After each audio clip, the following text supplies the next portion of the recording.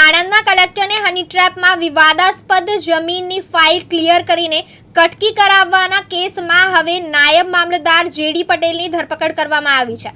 કલેક્ટરની ઓફિસમાં સ્પાય કેમેરો ગોઠવનાર નાયબ મામલતદારની ધરપકડ કરવામાં આવી છે। જેડી પટેલને અગાઉ સસ્પેન્ડ કરવામાં આવ્યા હતા।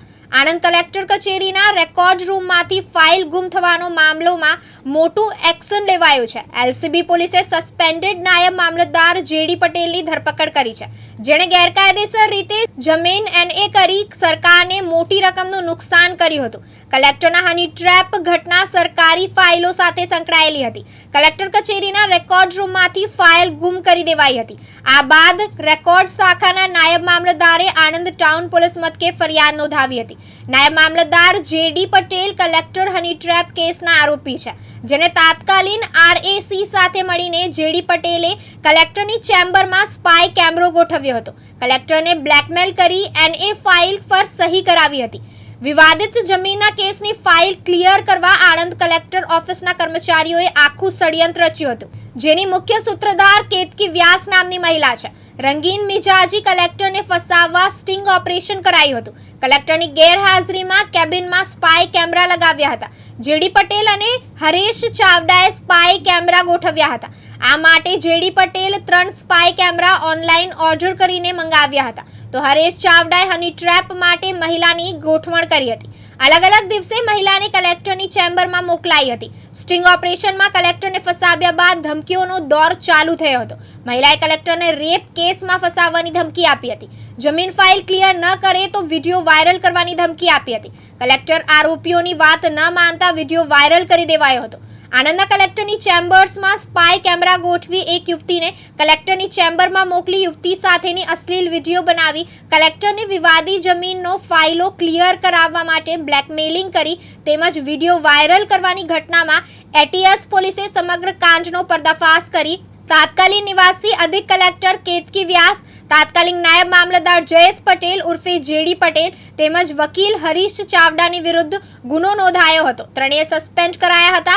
એલસીબીએ આરોપી જયેશ પટેલને સાથે રાખી તપાસ કરી હતી, જેમાં જયેશ પટેલે સંદેશર કેનાલમાં વિડીયોની હાર્ડ ડિસ્ક ફેંકી દીધી હતી। તેણે પુરાવાનો નાશ કરવા હાર્ડ ડિસ્ક કેનાલમાં ફેંકી હોવાનું ખુલ્યું હતું।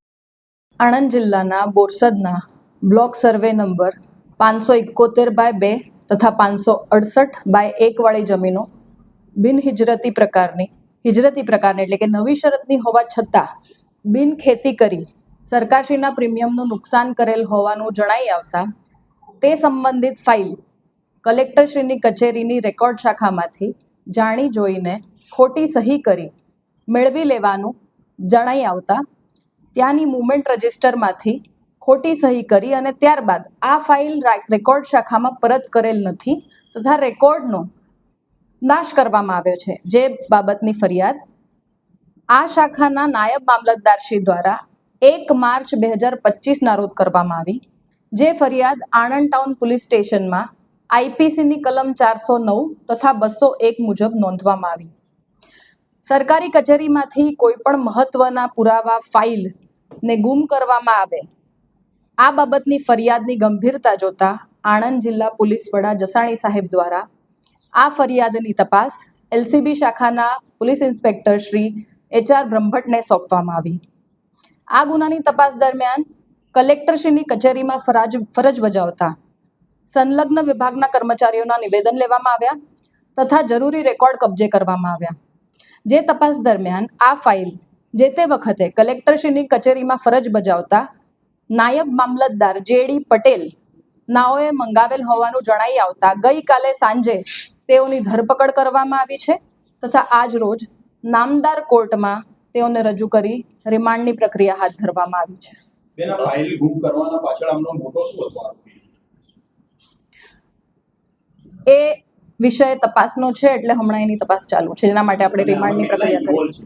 આમના સીધી કલેક્ટર અને સાથે પણ આ ફાઇલ સંકળાયેલી છે, શું છે વિગતો એની ફાઇલ એમાં છે કે કેમ? આજ રોજ આપણને જે માહિતી મળવામાં આવી છે એ બિન ખેતી લાયક કરી જમીન અને એ બાબતની છે। આગળની તપાસ દરમિયાન વધુ વિગતો મળશે, જેની આપને માહિતી કરવામાં આવશે। બીજા કોઈ ઇન્વોલ્વ છે આમના સિવાય, આ આરોપી સિવાય બીજા કોઈ ઇન્વોલ્વ છે? આજ રોજ આ એક આરોપી આપણને મળવામાં પાત્ર છે। હવે એમની જાણકારી, એમની માહિતી મેળવીશું એટલે બીજાની પણ ઇન્વોલ્વ કેટલા છે, કેટલાનો હાથ છે, શું ઈરાદો છે, બધું આપણને ખબર પડશે. ચિરાગ સૈયદ, દિવ્યાંગ ન્યૂઝ, આણંદ.